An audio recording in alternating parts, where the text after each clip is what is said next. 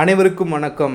5ஆம் தலைமுறை போர் விமானம் அட்வான்ஸ்டு மீடியம் காம்பேக்ட் ஏர்கிராஃப்ட் மேம்பாடு மற்றும் உற்பத்தியில் தனியார் துறையின் ஈடுபாட்டை இந்தியா கணிசமாக அதிகரித்து வருகிறது. அறிக்கையின்படி AMCAயின் உற்பத்தி மற்றும் விநியோக காலவரிசைகள் பாதையில் இருப்பதை உறுதி செய்ய தனியார் துறை முக்கியமாக திட்டத்தில் ஈடுபடும் மற்றும் அடுத்த 6 மாதங்களில் அரசாங்கம் மாதிரியை முடிவு செய்யும். ஒரு மூத்த அதிகாரி உறுதிப்படுத்தினார். தனியார் துறை ஈடுபாட்டிற்கான மாதிரியை நாங்கள் தீர்மானிக்க வேண்டும். அடுத்த 6 மாதங்களில் ஒரு மாதிரி உருவாக்கப்படும் என்று எதிர்பார்க்கப்படுகிறது.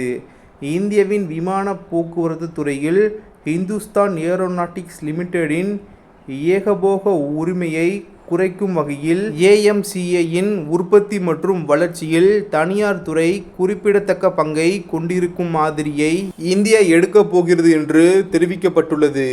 மேலும் ஜெட் விமானத்தின் முன்மாதிரி அதன் வடிவமைப்பு தயாராக இருப்பதால் 2028 to 2029க்குள் தயாராக இருக்கும். மேலும் உண்மையான ஜெட் 2032 to 2033க்குள் உற்பத்திக்கு செல்லும் என்று எதிர்பார்க்கப்படுகிறது. இந்த மார்ச் மாதத்தில் பாதுகாப்புக்கான அமைச்சரவை குழு இந்த அடுத்த தலைமுறை ஜெட் விமானத்தை வடிவமைக்க அனுமதி அளித்தது. ரூபாய் 15,000 கோடி மதிப்பிலான நிதிக்கு ஒப்புதல் அளித்தது. திட்டத்தில் 5 முன்மாதிரிகளை உருவாக்குவது அடங்கும்.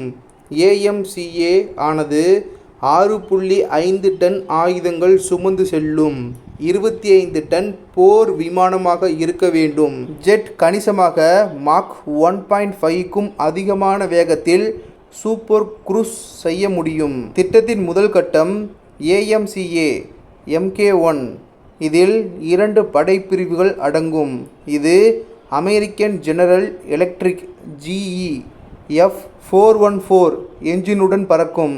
இரண்டாம் கட்டம் AMCA Mk2 புதிய 110 kN த்ரஸ்ட் ரேட்டிங் ஜெட் என்ஜின்களை பயன்படுத்தும்.